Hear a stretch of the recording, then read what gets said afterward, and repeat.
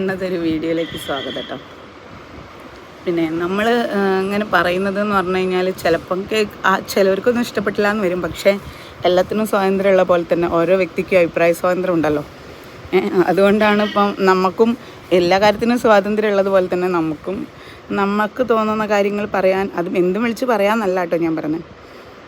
ഇപ്പം ഇങ്ങനെ ഇലക്ഷനൊക്കെ കൊടുമ്പിരി കൊണ്ട് നിൽക്കുകയാണ്.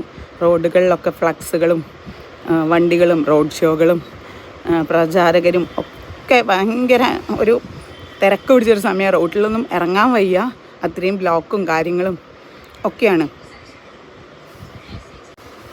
അപ്പം ഇതെല്ലാം കാണുന്ന സമയത്ത് നമ്മളിങ്ങനെ ചിന്തിച്ച് പോവാണ്. കാരണം എന്താ വെച്ചാൽ എന്താ പറയുക, ഭരിക്കുന്നവരും ഭരിക്കാത്ത ആൾക്കാരും ഒരുപാട് അവരെ കാര്യങ്ങളൊക്കെ ഇങ്ങനെ എണ്ണ ഇട്ട് നമ്മളോട് ഇങ്ങനെ പറഞ്ഞ് സ്ഥാപിക്കാൻ നോക്കുകയാണ്. ശരിക്കും ഇതിൻ്റെയൊക്കെ ആവശ്യമുണ്ടോ? നമുക്ക് ഭരണമുള്ള സമയത്തും ഇല്ലാത്ത സമയത്തും, അല്ലെങ്കിൽ നമ്മളെ ഓരോ ജനപ്രതിനിധികളെ നമ്മൾ തിരഞ്ഞെടുക്കുമ്പം അവർക്ക് ഓരോ ഉത്തരവാദിത്വം, അവർ നമ്മളോട് കുറേ കാര്യങ്ങളും നമുക്ക് തരാൻ പറ്റുന്ന കാര്യങ്ങളും അവരെ കൊണ്ട് ഒരുപാട് കാര്യങ്ങൾ പറ്റും. പക്ഷേ അവർ ചെയ്യാത്തത് കൊണ്ടാണ് ഇന്ന് ഇത്രത്തോനെ ഇതിന് വേണ്ടിയിട്ട്. കാരണം ഒരുപാട് ആൾക്കാർ മഴയത്ത് ഇങ്ങനെ കാൽനടയായിട്ട് നടന്നു പോകുന്നതും വണ്ടികളിൽ പോകുന്നതും പ്രസംഗം കേൾക്കാൻ വേണ്ടിയിട്ട് നിൽക്കുന്ന ആൾക്കാർ മഴ കൊള്ളുന്നതും ഒക്കെ നമ്മൾ കാണുന്നുണ്ട്. ഒരുപാട് ഇതൊന്നും ചെയ്യണ്ടെന്നൊന്നല്ല കേട്ടോ പറയുന്നത്. എല്ലാം വേണം, ഇലക്ഷൻ ആവേശം വേണം, കാര്യങ്ങൾ വേണം, ഒക്കെ വേണം. പക്ഷേ ഇത് കൂടുതലായിട്ട് നമ്മൾ ഇപ്പം കുറച്ച് കൂടുതലാണെന്നാണ് തോന്നുന്നത്. ഇനിയിപ്പോൾ എൻ്റെ പരിചയക്കുറവാണ്, അറിവ് കുറവാണോ എന്നറിയില്ല. അപ്പം നമ്മൾ ഓരോ കാര്യങ്ങൾ സ്ഥാപിക്കാൻ ശ്രമിക്കുകയാണ്.